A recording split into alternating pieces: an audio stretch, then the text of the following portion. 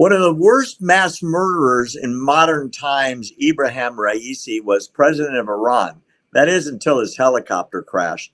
And the people in Iran, outside of the official ceremonies, are dancing in the streets with candy and fireworks, celebrating the death of the butcher of Tehran.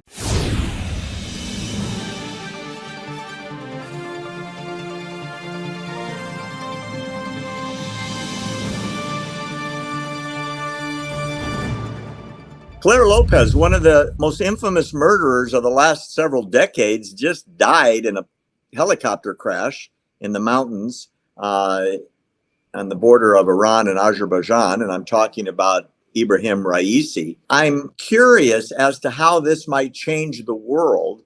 This guy is a fantastically infamous mass murderer. I mean, of huge numbers. A really, really bad guy. He was known as the Butcher of Tehran. And it's really curious. Most of the Iranians that are not at the government-sponsored funeral, sad remembrance procession led by Khamenei, the supreme leader, are setting off fireworks and passing out candy, which is in the Middle East the way you celebrate something you're happy about.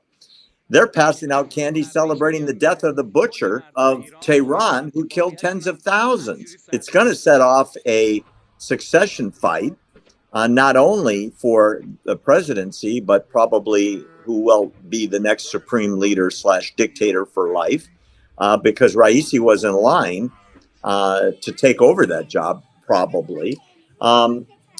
And yet the guy that supervised the torture and rape of women prisoners, the beheadings, the hangings, the torture, and so on, is officially mourned by most of the world. I really, really don't get it. You know, this is a horrible human.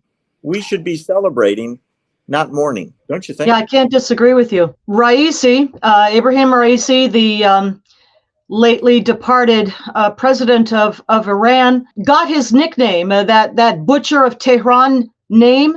He got that because he was a member of the so-called Death Commission back in 1988 in Iran. This was the end of the Iran-Iraq War, when the Ayatollah at that time, Ruhollah Khomeini, realized attention would now turn inward domestically, and a lot of opposition was there. And so they decided to slaughter the tens of thousands of dissidents, Iranian, many of them kids, I mean, teenage young kids, in the prisons before that war came to a complete end. And part of that process was Raisi on the Death Commission, 5-minute trials, and then off to be either shot in front of a firing squad or hung. And as you mentioned, many of the girls, and we're talking again, teenage kids, 15, 16, 17 years old, girls raped before they were killed so that they would not be virgins going to their deaths, and supposedly then would not be allowed into paradise. The evil of this man is beyond comprehension. But that's where he got his name from. Maybe somewhere near 30,000 prisoners were massacred in 1988, many of them from the National Council of Resistance of Iran, or the Mujahideen-e-Khalq opposition group. The world is a better place today, Claire, with him gone. It is unclear and unknown whether or not Iranian policy internally and externally of the country will change. What people don't realize is the supreme leader calls all the shots, and he is not moving towards the middle at all. If anything, this frees him up to be more of a, shall we say, firm and strict interpreter of the Quran in the way he sees fit, which means more killings, more torture, more people in the prisons. Yeah, exactly. I mean, the supreme leader has that title for a reason. Supreme leader means that he controls everything in the country, including successors to the presidency, and even setting up his own succession, perhaps. He's 85 years old, not in the best of health. The successor to the president of Iran must be elected, I should say, selected within 50 days. I understand those elections will now take place very end of June, as I understand it. And then the other succession we're looking at, of course, is the succession to the supreme leader himself.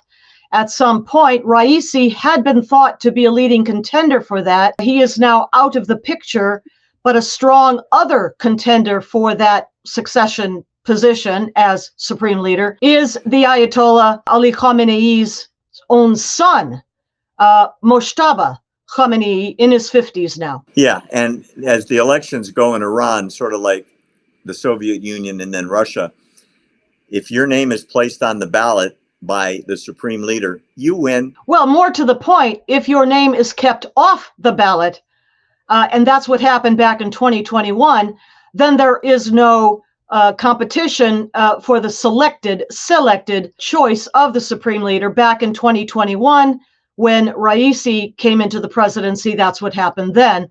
All rivals were banned from running, and that left Raisi there. Now, new elections a year early. They serve 4-year terms for president in Iran.